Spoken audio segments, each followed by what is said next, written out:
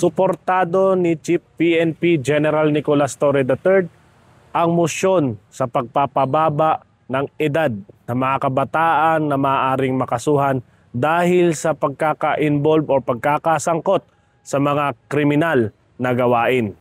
We do support the lowering the age of discernment.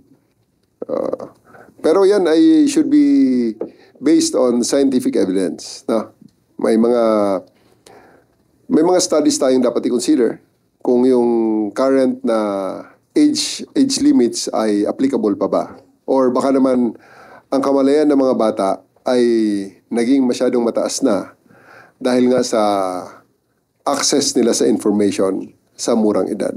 So, while we support the lowering of the age, there's still mga scientific studies na dapat natin i-consider. And we leave it to our legislators kung ano ang magiging kanilang final decision regarding that matter.